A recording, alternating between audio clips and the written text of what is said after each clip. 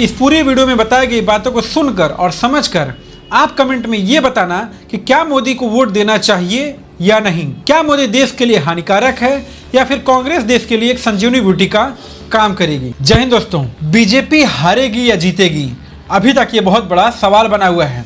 इस समय देश में इलेक्शन का माहौल चल रहा है, हर जगह गर्मा गर्मी का माहौल है। कोई बोलता है बीजेपी हार जाएगी, कोई बोलता है कांग्रेस जीत जाएगी, लेकिन ये 4 जून को ही पता चलेगा। बात करें वोट की तो लगभग 3 चरणों पर मतदान डाले जा चुके हैं। लगभग 283 सीटों पर वोट डाले जा चुके हैं। 2024 का चुनाव अब उस मोड़ पर आ चुका है जहां लोग सिर्फ एक ही सवाल पूछते हैं कि 2024 में बीजेपी को और कितनी सीटें मिलने वाली हैं, क्योंकि 272 तो बहुमत का आंकड़ा है, लेकिन 400 के टारगेट तक मोदी पहुंच भी रहे हैं या नहीं, ये अभी तक एक बहुत बड़ा प्रश्न बना हुआ है। 3 फेज के बाद इलेक्शन किस मोड़ पे है, चुनाव किस दिशा में चल रहा है, ये सवाल हर किसी के मन में चल ही रहा है। क्योंकि कोई ये मान कर बैठा है कि आएगा तो मोदी चाहे जो हो जाए, लेकिन कुछ लोग ये सोच रहे हैं कि 400 पार कर भी पाएंगे या नहीं, क्योंकि जुबान में हड्डी नहीं है तो इसका मतलब कुछ भी बोला जाए। चुनाव में तो जीत का दावा हर कोई करता है, हम आपको नौकरी दे देंगे, घर दे देंगे, 24 घंटे बिजली रहेगी, सड़कें रहेंगी, पानी रहेंगी, ये कर देंगे, वो कर देंगे, फिर चाहे कांग्रेस हो या फिर बीजेपी। लेकिन सबसे बड़ी बात है कि कांग्रेस हो या इंडी गठबंधन, वो 3 चरणों के बाद ये नहीं बता पा रहे हैं कि वो जीत रहे हैं, या फिर वो ये नहीं बता पा रहे हैं कि वो इतने सीटों से जीत रहे हैं। उनका सिर्फ एक ही दावा है कि बीजेपी हार रही है, फिर चाहे जैसे हो मोदी हार रहा है। लेकिन इसका ठीक उल्टा बीजेपी ये दावा कर रही है कि वह 3 चरणों में 190 सीटों से जीत रही है। कल ही तीसरे चरण का चुनाव हो गया है। पहला, दूसरा, तीसरे चरण तक का परिणाम जानना है क्या? मोदी जी 190 सीटें पार कर गए हैं। 190 सीटें। खैर ये तो अमित शाह दावा कर रहे हैं, लेकिन चलिए देखते हैं कि भारत की जनता क्या कह रही है। क्योंकि कुछ लोगों का ये कहना है कि उंगली कटवा लेंगे लेकिन बीजेपी को वोट कदापि नहीं देंगे। उंगली काट देंगे लेकिन बीजेपी को वोट नहीं देंगे। इतना तक बता दे रहे पत्रकार बाबू, सुन लीजिए, अगर मेरे बीबी सपोर्ट करेंगे ना बीजेपी को तो उसको तलाक दे। तो कुछ लोग ये बोल रहे हैं कि चाहे कोई कुछ भी बोले, लेकिन देश में तो बीजेपी ही आ रही है, और अगर ऐसा नहीं हुआ तो मैं अपनी पढ़ाई हमेशा हमेशा के लिए छोड़ दूंगा। यार देश में मोदी जी फिर से आ रहे, 400 पार आ रहे हैं। आपको हमसे डाला तो मेरा कांटेक्ट नंबर ले, हम पटना रहना, पढ़ाई करना, यहाँ पर रहना, छोड़ देंगे पटना। 2014 में जब मोदी जी आए थे तो एक नारा निकला हुआ था कि हर हर मोदी, घर घर मोदी।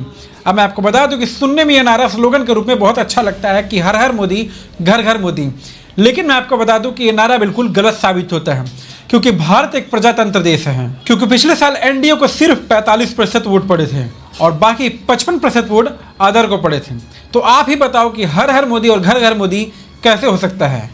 मूल बात यह है कि आम जनता की मुख्य समस्याएं बेरोजगारी, अति महंगाई और अति महंगी शिक्षा है, जिससे वह त्रस्त है। यह बात सच है कि आज के समय अगर आप कोई प्राइवेट हॉस्पिटल में चले जाए तो आपको नींबू की तरह निचोड़ लिया जाएगा, लेकिन पैसे वालों को इससे कोई फर्क नहीं पड़ता।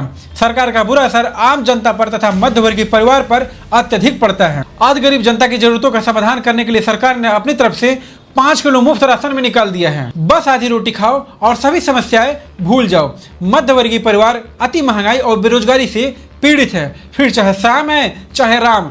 जनता को जुमले सुनाना सभी नेताओं का काम है, फिर जीत जाने पर जनता घून की तरह सिर्फ 5 सालों तक पिसती ही रह जाएगी। तो चलिए एक नजर डालते हैं इन दोनों के मैनिफेस्टो की। वैसे बीजेपी और कांग्रेस ने दोनों ने अपने अपने मैनिफेस्टो में अगले 5 सालों के पिंकी प्रोसेस वाली अपनी लिस्ट निकाल दी है। वैसे नेता लोग अपनी रैलियों में बड़े बड़े वादे फेंक देते हैं। मोदी की गारंटी मतलब गारंटी पूरा होने की भी गारंटी। एक झटके से हिंदुस्तान से हम गरीबी को मिटा देंगे। फिर चाहे वो पूरा हो या ना हो, जनता भाड़ में जाए।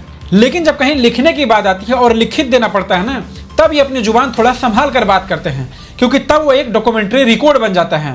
वैसे तो अपने देश में कोई भी मैनिफेस्टो पढ़कर वोट देने नहीं जाता है, लेकिन जिनको थोड़ा बहुत पढ़ने का शौक भी रहता है, उनको उस मैनिफेस्टो को पढ़कर ये पता चल जाता है, ये जानकारी जरूर मिल जाती है कि किस पार्टी का क्या विजन रहने वाला है। इन दोनों ही पार्टी के कुछ वादे तो ठीक ठाक हैं, लेकिन कुछ वादे ऐसे हैं जो हवा में करते नजर आए हैं। हिंदुस्तान की हर गरीब महिला को, चाहे वो मजदूरी करे, खेती करे, छोटा जॉब करे, सीधे बैंक अकाउंट में हिंदुस्तान की सरकार साल के 1 लाख रुपए देगी। अगर आप दोनों के काम को देखकर वोट देने जाते हैं तो कांग्रेस ने अपने कार्यकाल में यानी 2009 से 2014 तक पर दिन 11.7 किलोमीटर की रोड बनाई थी।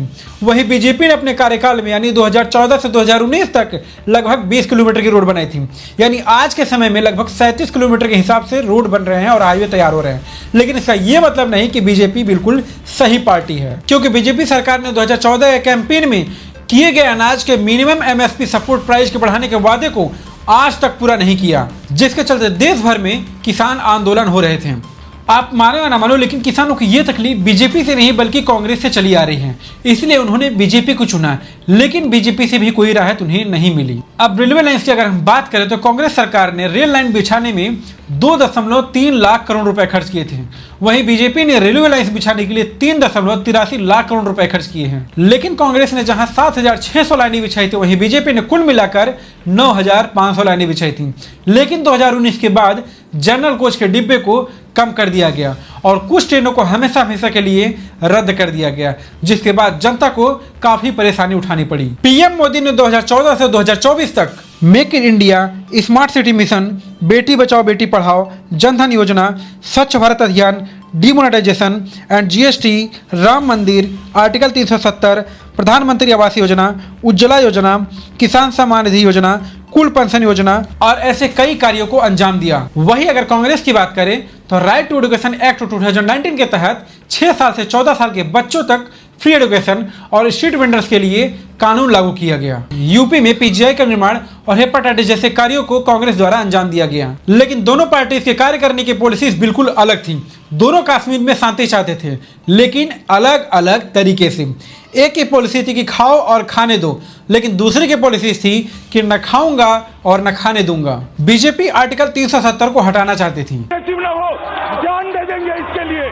क्या बात कर रहे हो आप? लेकिन कांग्रेस ने कॉन्स्टिट्यूशन में कोई बदलाव न लाने का वादा दिया था।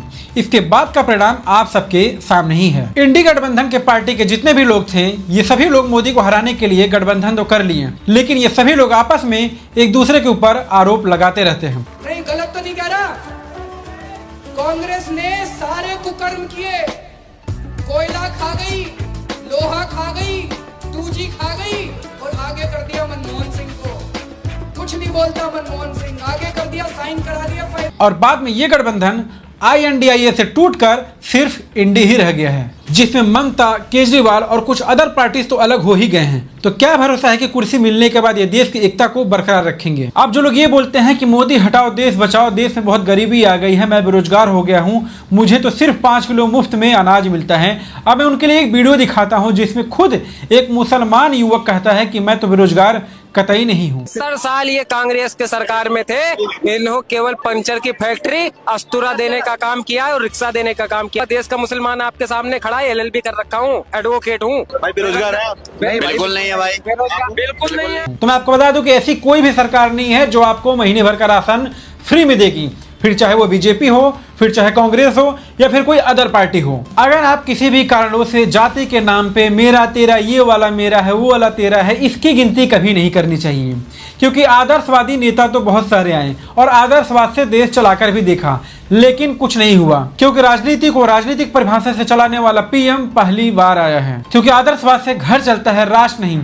इसलिए जिसको भी चुने, फिर चाहे वह बीजेपी हो या फिर कांग्रेस हो, उसको यह एहसास जरूर दिलाते रहें कि हम आपको क्यों चुन रहे हैं। अब सवाल ये उठता है कि आप जाति पात को देखकर वोट देते हैं या फिर जिसमें देश की शान बढ़ती है, जिसमें देश के साथ साथ आपकी मान मर्यादा बढ़ती है, आपकी इज्जत रहती है, उसको देखकर वोट देते हैं। अब ये निर्णय आपका। अगर यह मेरी वीडियो आपको पसंद आई है तो प्लीज़ वीडियो को लाइक और सब्सक्राइब जरूर कीजिएगा, और अगर आपका कोई विचार हो तो कमेंट सेक्शन में कमेंट करके अपना विचार जरूर दीजिएगा। मिलते हैं एक नए वीडियो में नए टॉपिक के साथ, तब तक के लिए जय हिंद।